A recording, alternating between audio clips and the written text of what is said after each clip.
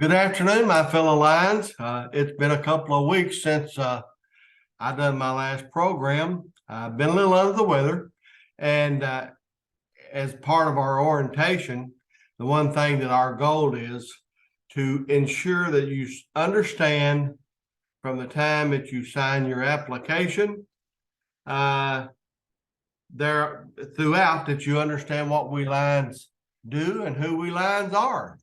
And we sort of covered a lot of the stuff early on about your dues and your responsibilities to the club. And past District Governor Penny, my wife, brought up the point, well, we need to go back and touch on where the Lions got started, how we got started, who started this organization, when the organization was started, and where are we at today. And I got to thinking about it, and it's such a storied history, such a tradition that we don't want to forget that. I don't want to put so much on that, that it's I overload everybody, but it's really important. The Lions was started in 1917, so 106 years ago. It was started by Melvin Jones, who was an insurance businessman there in Chicago, Illinois, and a small group of other business owners. And out of their conversations and them seeing the need for a lot of different individuals, a lot of different issues, they started Lions Clubs International. And when you look at it here 106 years later, you see 1,400,000 plus members. You see 44,000 clubs, and we're in 210 countries. It's almost unbelievable in that short amount of time that we could grow to where we're at and benefit the individuals that we have over those years. It would be mind-blowing if I had the total number of individuals that have been helped. That number would be astronomical. But like I said, Melvin Jones started the organization, and the first president, I'm trying to look up and see if I can see his name right now. Hold on, bear with me just a second. Was W.P. Woods from Evansville, Indiana.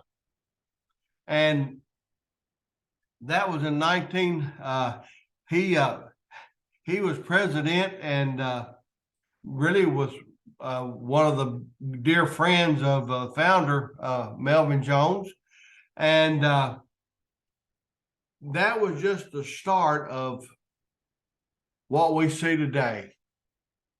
And as I go back and look, and I think of recent events here in Kentucky. I'm in Western Kentucky, but December the 10th, 2022, we had a tornado that come through really the majority of Kentucky. West Kentucky was hit extremely hard. In June, we had a tremendous flood up in East Kentucky. So within a short amount of time, we have had two disasters here in Kentucky. And I have to tell you, even if I haven't been a Lion, which I have been for a lot of years, I am so proud of the Lions organizations, not only the club members, the clubs, districts, but Lions International. And just to give you an overview, last year, Douglas Alexander was the president of Lions International. And he came down and spent a whole week touring the tornado area, visiting with people, Lions and just individuals, and seeing what they could do to help those people in need. And our motto is we serve. And you know, as you look around, we're still recovering, both in East and in West Kentucky. But so many people have been helped, and we're trying to put people's lives back together. That's what Lions International do. It doesn't matter in what country, what nation, what their beliefs are. If there is a disaster, I can assure you one thing. Lions Clubs International will be there. Lions will be there, and we will be making a difference in those lives of those people in that area that has had the problems, the disasters. You know, Lions International, when you look at it, you know, over this 106 years, we have had the opportunity to reach out into just not every country, but so many countries, and go into those countries and start organizations that only do one thing, is serve the people. And, you know, that's who we are, what we do. And I must tell you, the Lions organization and the Lions members, they do it the best. There's no doubt about it. Now, getting back to some of the things that started us off in the 1917s. Oh, and by the way, before I forget it, Kentucky, the first two clubs in Kentucky, 1920, the Paducah Lions Club and the Mayfield Lions Club. So those were the first two clubs in Kentucky. And both of them are still going today.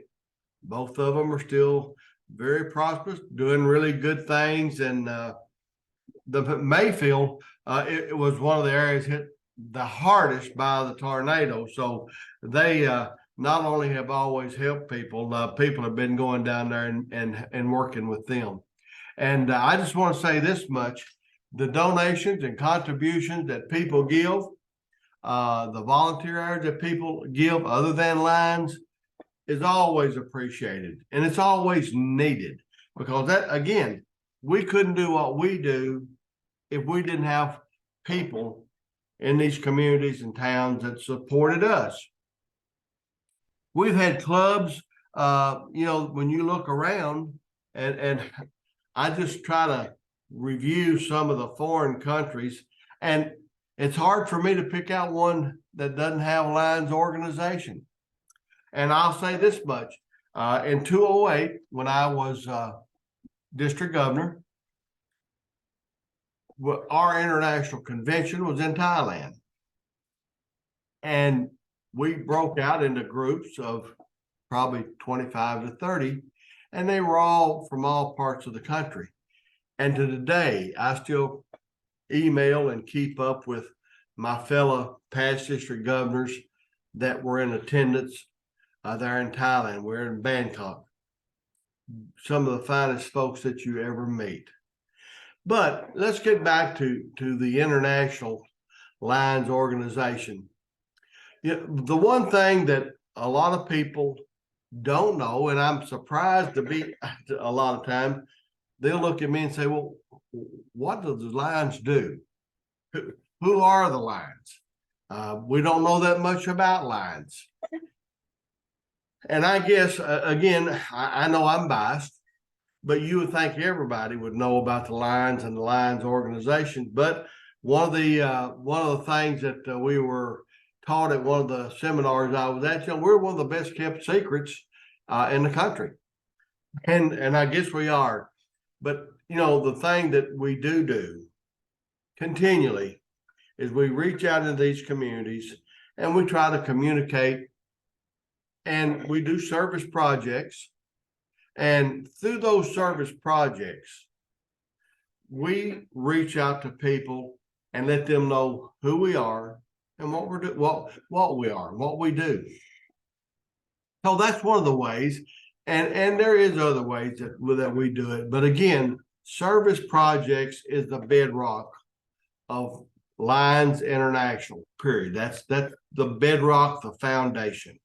And we build from there. Now, every club, they determine the service projects that they want to do. They have their own fundraisers. They decide how to spend their money. And so that's probably the most significant way of getting involved with the community, a neighborhood, a county, and even the statewide. And, you know, the thing about, and I brought up dues early on because, you know, dues was important. International dues are $43 a year.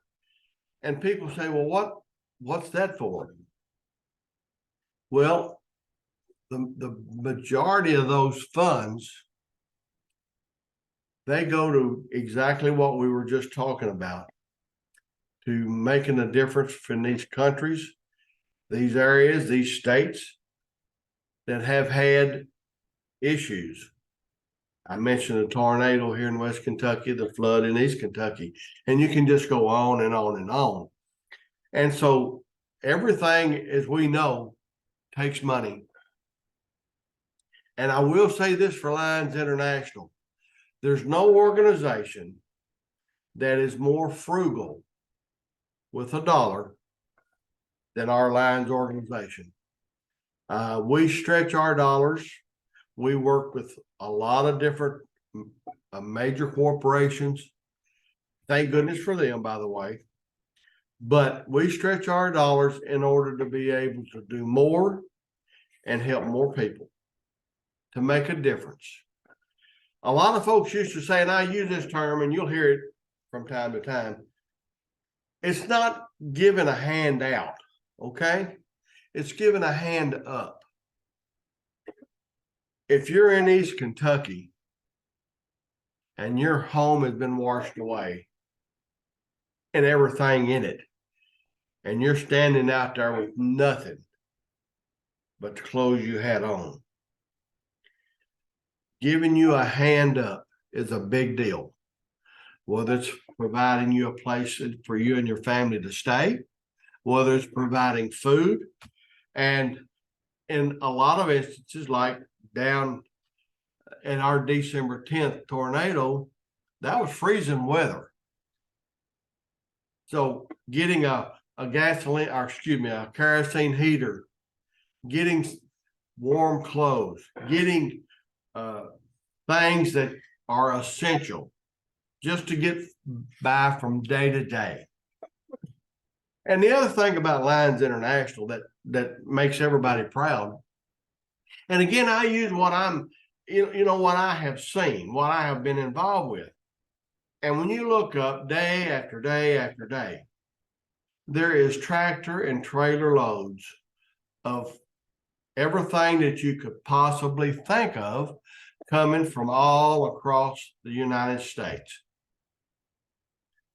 There's all kinds of donations and contributions coming from countries and other organizations. And, it just, even though the job is tough and it's hard, and if you don't think it's hard, getting face to face with people that have lost everything, it is. But you see smiles on their face when we come in and we do what we do, and we start that healing process. We start the process of putting their lives back, mending, because like the tornado, I had several personal friends that were killed in the tornado, and Kentucky lost, I think, 65 or 70. There was a number of lives lost in the flood. And there's only so much that you can say and do to those families, but we can still step in and do what we can. And I want to say this much. I have never had an opportunity where I have reached out to Lions International and asked for anything in Kentucky that they haven't stepped up and met that need. So this again gets back to Lions International and who they are and what they do. And when I say who they are, you know, I mentioned about us having 1.4 million members. That's Lions International, the Lions Clubs International Foundation, Lions Clubs International Foundation. So every line, new and old, we're part of it. Yes, we have a board of directors, we have a president and officers and a board of directors and so on and so forth. You have to have.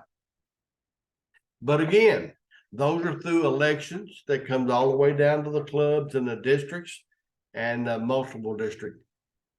And again, it just makes you, it builds a sense within that, you know what, I'm proud to be a Lion.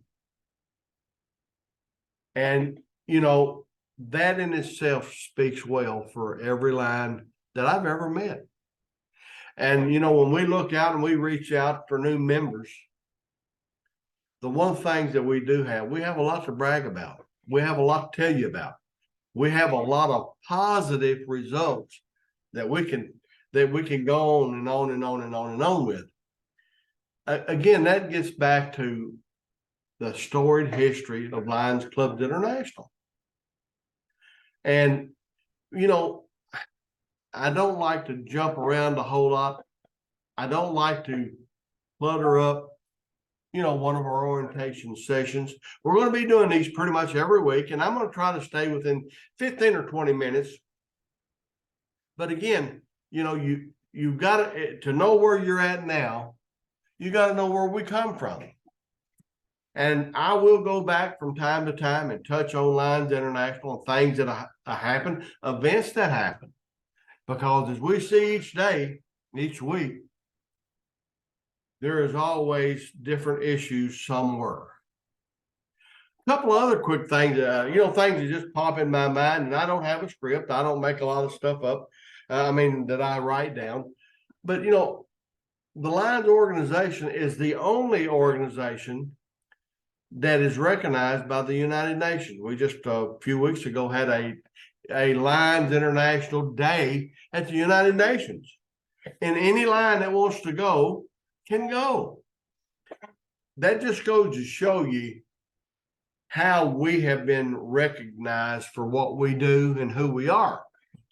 A few years ago, when China had a major disaster, the only organization that could go into China was the Lions organization. And so again, that shows you our credibility. It shows you that the only thing we're interested in is to go in and see what we can do to help those people, no matter where they are, no matter who they are. That's beside the point. When you're in need, a Lion steps up. And again, what I always work on when I'm doing an orientation is I want you to build and take pride in who we are. But I also want you to have a passion for what we do. You know, and you can say, well, we're just a little old small club. Okay, that's fine. Or we're a larger club. That's fine too. But you know what? When we do something, we do it right. And we do it the best we can. And that's a major factor again in who we are.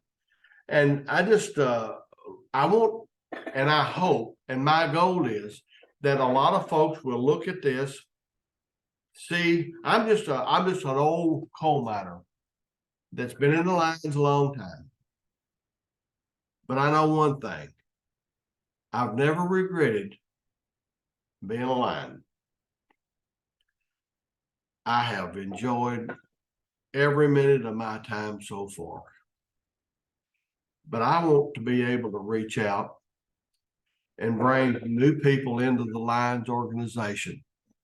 I want to reach out to the young people and say, hey, I know you've got a lot going on. the 18 to, let's say, 40-year-olds, starting a family, starting a business, starting a job, whatever.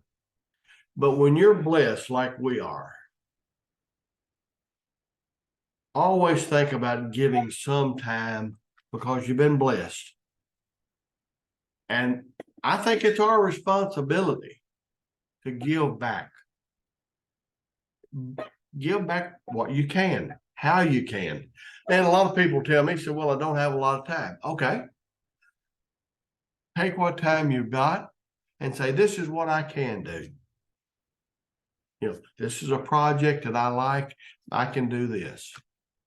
I got to tell you a quick fact. I always like to throw something a little fun in and I like to keep our meetings entertaining and enjoyable. For years and years and years, I was at the Madison Lions Club, and we had 2 pancake breakfasts a year. Actually, it wasn't a breakfast. We started at 6 o'clock in the morning, finished 6 o'clock at night. But my job, I was the master batter maker. I was a man that made the batter for all the pancakes. And so they sort of put that tag on me after a couple of years. But, that was one thing I could do and one thing that I enjoyed. And a lot of people didn't like it because at the end of the day, you could tell I was sort of in a mess. But that's okay. The thing about it is you have 2,000 or 3,000 people come through there, have a good meal. It raises money for the club. And it's a event where a lot of people hear about it.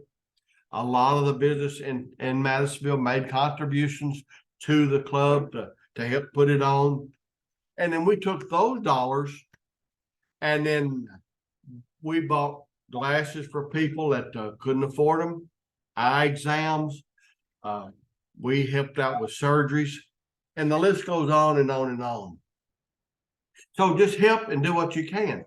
But the one thing that I want to leave you on, and again, I like to keep these meetings 15 to 20 minutes, is reach out and recruit.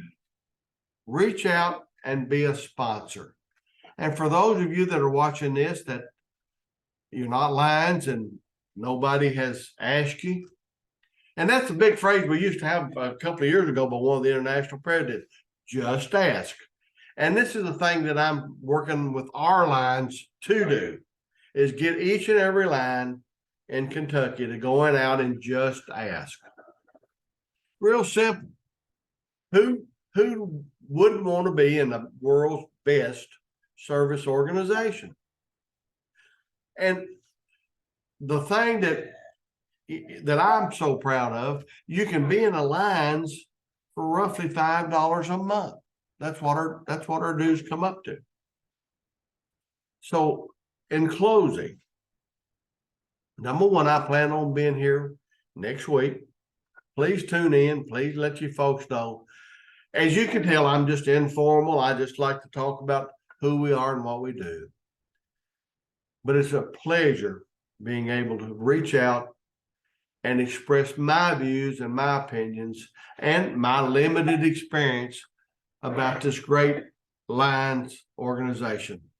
Lions Club International has been here for 106 years, and I can assure you it will be here from now on. I would like to thank you for tuning in, and we do appreciate everything that each of you do, and God bless.